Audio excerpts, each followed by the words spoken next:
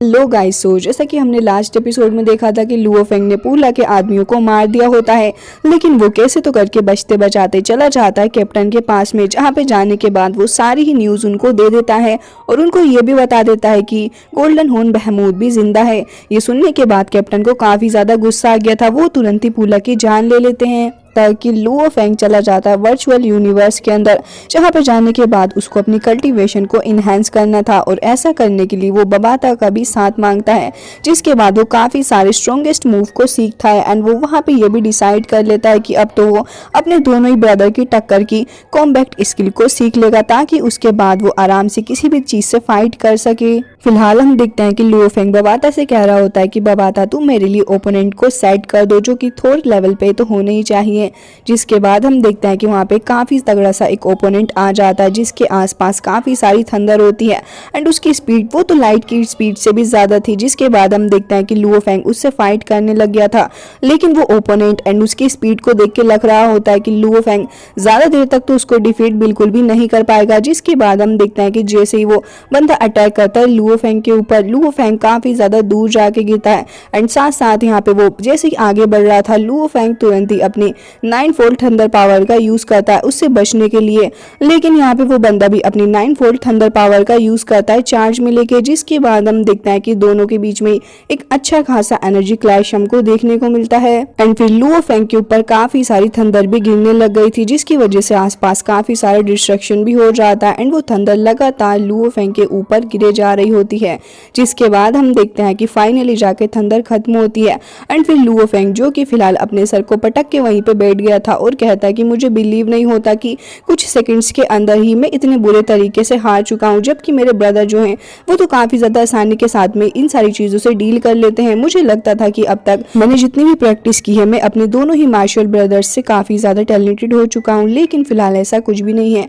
तभी बबाता उसे कहती है कि हाँ तुमने इस बारे में बिल्कुल सही कहा, क्योंकि वॉरियर ली शेन काफी ज्यादा स्ट्रॉन्ग है एंड वो जानते हैं कि आखिर इस 9 थंडर ब्लेड को कंट्रोल कैसे करा जाता है, जिसकी वजह से जब भी उनके सामने कोई प्रॉब्लम आती है वो काफी ज्यादा आसानी के साथ में उसको डील कर लेते हैं। जिसके बाद हमें यहाँ पे वॉरियर ली शेन का मेथड भी दिखाया जाता है, जहाँ पे वो काफी ज्यादा एक अलग ही तरीके से ओपोनेंट के साथ में डील करते हैं, जिसको यहाँ पे समझ चुका था लुओ फेंग भी और कहता है कि मुझे अपने दोनों ही मार्शल ब्रदर्स से बेटर बनना है और उसके लिए मुझे उनके मेथड्स को एंड उनके वेपन्स को यूज करना आता होना चाहिए। जिसके बाद वो आगे बढ़ता जाता है और कहता है कि इस टेक्निक के बारे में मुझे पता लगाना ही होगा कि आखिर ब्रदर कैसे इस टेक्निक को यूज करते हैं। जिसके बाद वो बबाता को कहता है कि बबाता एक बार फिर से तुम एक नए वॉरियर को तैयार करो, उसको सेकंड लेवल का वेपन दे देना और साथ साथ उसके पास में 9 लेयर्स की थंडर नाइफ भी होनी चाहिए। उसकी बातें सुनने के बाद बबाता कहती है कि मुझे नहीं समझ आता कि लुओ फेंग तुम्हारे पास में इतने सारे गट्स कहाँ से आते हैं, मतलब कि तुम अभी भी इसको कंटिन्यू करना चाहते हो।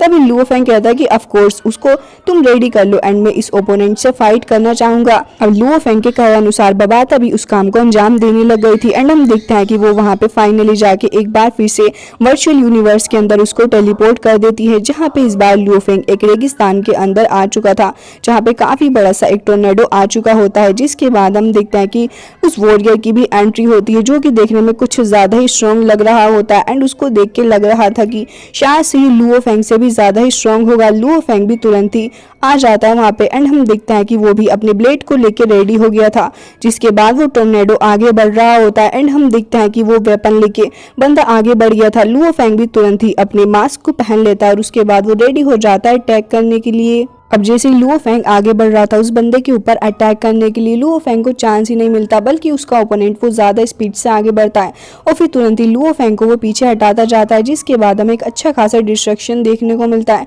लुओ फेंग अपनी पूरी कोशिश कर रहा होता है कि कैसे तो करके इस ओपोनेंट से डील करा जाए, लेकिन यहाँ पे वो कामयाब नहीं हो पा रहा था, बल्कि ओपोनेंट ही ज़्यादा स्ट्रॉन्ग दिखाया जाता है। जिसके बाद हम देखते हैं कि दोनों ही आपस में टकराने लग गए थे, जिसकी वजह से आसपास एक काफ़ी बड़ा सा ब्लास्ट होता है एंड हम देखते हैं कि दोनों ही काफी ज्यादा दूर जाके गिरते हैं। फिलहाल इस वजह से लुओ फेंग को काफी ज्यादा नुकसान हुआ होता है एंड उसकी हालत देख के लग रहा था कि शायद से वो ढंग से खड़ा भी नहीं हो पाएगा। लुओ फेंग खुद को संभाल पाता इससे पहले ही वहां पे वो ओपोनेंट सामने आ जाता है और अपने वेपन को ऑलमोस्ट हिट करने ही वाला था वो लुओ फेंग के फेस से, लेकिन तभी वहां पे बबाता चुटकी बजाती है एंड हम देखते हैं कि वो ओपोनेंट तुरंत ही वहां से गायब हो गया था। जिसके बाद यहाँ पे लुओ फेंग को देखते हैं जो कि कह रहा था कि मुझे बिलीव नहीं होता कि ओपोनेंट इतना ज्यादा स्ट्रॉन्ग था, बल्कि मेरे दोनों ही मार्शल ब्रदर्स काफी ज्यादा स्ट्रॉन्ग हैं। तभी बवाता कहती है कि हाँ, तुमने इस बारे में बिल्कुल सही कहा है, तुम थोड़ा सा आराम कर लो, उसके बाद हम लोग नेक्स्ट बैटल करेंगे। तभी लुओ फेंग कहता है कि बिल्कुल भी नहीं, मैं काफी ज्यादा खुश हूँ एंड मुझे लगता है कि हम लोग को एक बैटल और से ही करना चाहिए।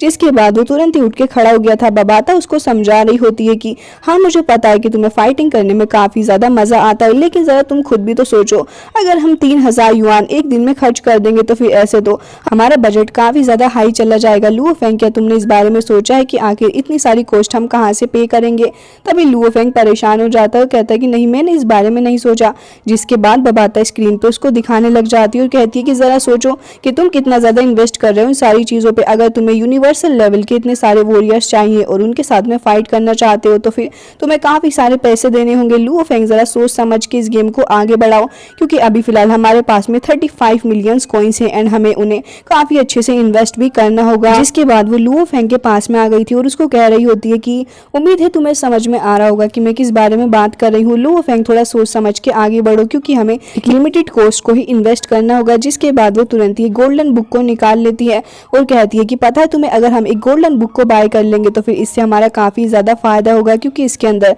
तुम किसी भी तरीके की फील्ड को चूज कर सकते हो अपने ओपोनेंट को मारने के लिए, और उसके साथ साथ तुम कितने भी ओपोनेंट को चूज कर सकते हो। उनकी फिजिकल स्ट्रेंथ, उनकी mental strength, awareness and unique weapons उनके पास होंगे, जिसकी वजह से तुम्हारे पास काफी सारे एस्पेक्ट्स हो जाएंगे फाइट करने के लिए। और अगर तुम इन सारी चीजों को ध्यान में रखे नए नए वॉरियर्स से फाइट करोगे तो फिर वो तुम्हारे लिए काफी ज्यादा सही रहेगा, और इस तरीके से तुम कुछ नए मेथड्स भी सीख लोगे। और इन वॉरियर्स के साथ फाइट करके तुम्हारा सबसे ज्यादा बेनिफिट यही होगा कि तुम उन सभी के फाइटिंग स्टाइल को कॉपी कर सकते हो, और अगर इनके साथ में फाइट करोगे तो फिर तुम्हें ये भी पता चल जाएगा कि आखिर तुम्हारी वीकनेस कहाँ पर है, जिसकी वजह से तुम ना तो सिर्फ अच्छी फाइटिंग को सीखोगे बल्कि अपनी फाइटिंग को भी इम्प्रूव कर सकते हो। और साथ साथ यहाँ पे वो कह रही होती है कि तुम्हें अपने दोनों ही ब्रदर्स से ज्यादा स्ट्रॉन्ग बनना है, तो मुझे लगता है कि ये चीज तुम्हारे लिए बिल्कुल ही सही रहेगी। तभी वहाँ पे लुओ फेंग की आंखें खुल जाती हैं और वो कहता कि बबाता, तुम मुझसे कहना चाह रही हो कि मैं जल्द से जल्द इस चीज को प्रैक्टिस करूं? चलो तो फिर ऐसा करते हैं एंड मेरे लिए काफी ज्यादा अच्छा एक्सपीरियंस भी हो जाएगा ये।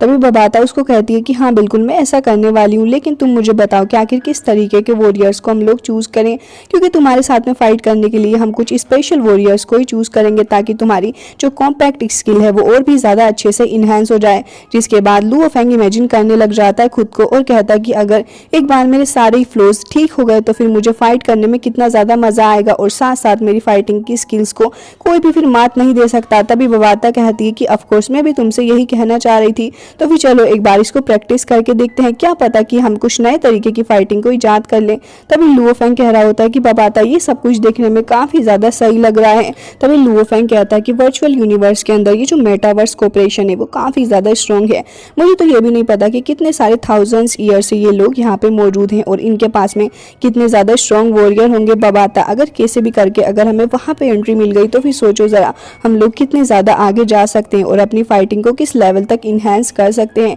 इस वर्चुअल यूनिवर्स के अंदर एंटर करने का अगर कोई रास्ता मिल जाए तो फिर ये जितनी भी लार्ज तरीके के मेरे अंदर गैप हैं वो सारे के सारे भर सकते हैं, एंड फिर मैं एक काफी ज्यादा स्ट्रॉन्ग तरीके का वॉरियर भी बन जाऊंगा। एंड साथ साथ मेरा जो गोल्डन हॉर्न बेहेमोथ जायंट बीस्ट है उसके अवतार के साथ अगर मैं प्रैक्टिस करूं फिर तो फिर मेरा कोई मुकाबला ही नहीं होगा। एंड मेरी बॉडी के साथ साथ मेरी गोल्डन हॉर्न बेहेमोथ की बॉडी वो भी काफी ज्यादा strong and rough and tough हो जाएगी। जिसके बाद लुओ फेंग यही सोच में लग जाता है कि अगर मैं दूसरे वॉरियर्स के स्टाइल को कॉपी करने की कोशिश करूंगा तो ऐसे करते करते मुझे काफी ज्यादा वक्त लग जाएगा एंड मैं उसमें परफेक्ट नहीं हो सकता। लेकिन इसके अलावा अगर मैं गोल्डन हॉर्न बेहेमोथ की बॉडी को लेकर प्रैक्टिस करूं एंड अपने अलग ही तरीके के मेथड्स बनाऊंगा तो फिर मैं फाइटिंग में काफी ज्यादा अच्छा हो सकता हूँ। ये बात जब बबाता को पता चलती है तो वो भी कहती है कि तुमने बहुत ही अच्छी बात कही लुओ फेंग, अगर तुम कहो तो फिर मैं तुम्हारे ओपोनेंट को ऐसे ही सेट कर दूं, मतलब कि गोल्डन हॉर्न बेहेमोथ ही अगर तुम्हारा ओपोनेंट बन के आए तो फिर कैसा रहेगा। लुओ फेंग कहता है कि ऑफ कोर्स ये काफी ज्यादा इंटरेस्टिंग हो जाएगा एंड तुम ऐसा करो भी मेरे लिए। जिसके बाद हम देखते हैं कि बबाता ने यहाँ पे फील्ड को चेंज कर दिया होता है एंड यहाँ पे तुरंत ही गोल्डन हॉर्न बेहेमोथ आ गया था लुओ फेंग के सामने। वो कुछ भी सेकंड की देरी नहीं लगाता और उसके बाद तुरंत ही अपने फर्स्ट अटैक को लुओ फेंग के ऊपर लॉन्च करता है। लुओ फेंग काफी ज्यादा दूर जाके गिर गया था लेकिन कैसे तो करके वो खुद को संभालता है, लेकिन यहाँ पे जो गोल्डन हॉर्न बेहेमोथ होता है वो बिल्कुल भी कंट्रोल नहीं लेने दे रहा होता है अपने ऊपर लुओ फेंग को, जिसकी वजह से उसे काफी ज्यादा दिक्कत आ रही थी। जिसके बाद लुओ फेंग भी लगातार अपने स्पिरिचुअल वेपन्स का यूज करता है गोल्डन हॉर्न बहमूद के ऊपर। लेकिन जैसे लुओ फेंग ने अपने वेपन्स का यूज किया, उससे पहले वहां पे गोल्डन हॉर्न बहमूद उसकी आंखों के सामने आके खड़ा हो गया था, जिसके बाद लुओ फेंग की आंखें भी फटी की फटी रह जाती है। उसके बाद जो गोल्डन हॉर्न बहमूद होता है वो तुरंत ही अपनी टेल से अटैक कर देता है लुओ फेंग के ऊपर। एंड यहाँ पे लुओ फेंग देख रहा था कि शायद से अब वो वर्चुअल यूनिवर्स के अंदर मरने ही वाला है। एंड ऐसा होता भी है, जो उसकी बॉडी थी वर्चुअल यूनिवर्स के अंदर वो कुछ देर के लिए डिसअपियर हो जाती है। और यहाँ पे लुओ फेंग जब होश में आता है तो फिर वो सोच रहा था कि मैंने ये एक्सपेक्ट नहीं किया था कि इसके साथ में फाइट करना इतना ज्यादा मुश्किल हो जाएगा मेरे लिए। एंड यहाँ पे खड़े खड़े वो यही सोच रहा था कि मैंने इससे फाइट करने का डिसाइड कर तो लिया है, लेकिन आगे की फाइट में कंटिन्यू करूंगा कैसे। और इसी के साथ में एपिसोड हो जाता है। एंड आई होप आपको अच्छा लगा होगा। एंड इसका नेक्स्ट पार्ट भी आप लोगों को बहुत ही जल्दी देखने को मिलने वाला है। सो मिलते हैं नेक्स्ट वीडियो में, तब तक के लिए bye bye, take care of yourself.